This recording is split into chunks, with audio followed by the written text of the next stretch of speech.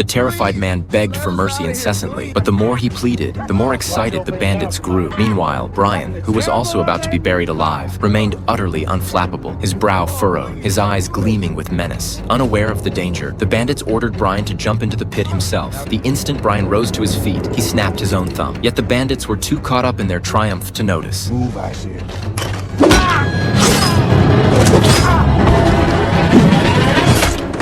He was the most formidable fighter in the entire West, not only agile, but also wielding a devastating weapon, the Red Demon blood gun. This firearm fused seamlessly with his arm, drawing blood to form bullets at will. With a casual flick of his wrist, it unleashed explosive damage.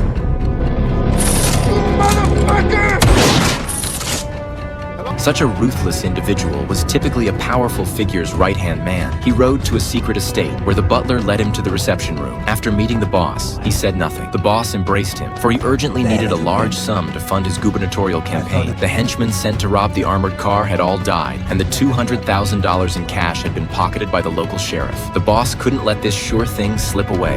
It had to be reclaimed. After assembling the 3 elite operatives, the boss immediately dispatched them, assigning a local merchant to guide their journey. Yet midway, 3 mounted police officers intercepted them, investigating the armored car robbery. The merchant attempted to use his connections to smooth things over, but such tactics proved too cumbersome for Brian. As the officers advanced again, Anything about it?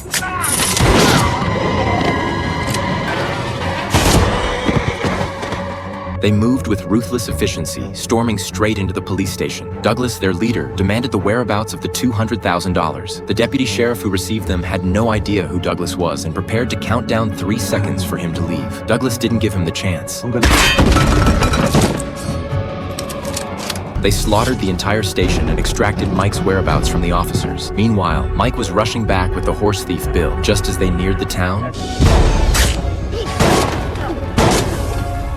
the sudden ambush caught them off guard. Though Mike launched a swift counterattack, he never got a clear look at his assailants. Amid the chaos, Bill swiftly cut his ropes, grabbed a weapon, and fled the scene. Under heavy fire, Mike quickly exhausted his ammunition. Just as he reloaded his magazine to fight back, a black rifle barrel pressed against the back of his head. Mike spun around, and Douglas was utterly stunned. The sheriff before him was none other than the boss's younger brother. After years apart, they exchanged a few feigned words of concern. But regardless of who it was, the boss's orders must be carried out. He demanded Mike hand over the $200,000. Mike agreed, but as sheriff, he couldn't be seen associating with a gang of outlaws. Remembering their long friendship, Douglas gave him a chance. He then accompanied Mike alone to the ranch where the money was hidden. $200,000 was no small sum, and Mike would never hand it over easily. He had already devised a plan.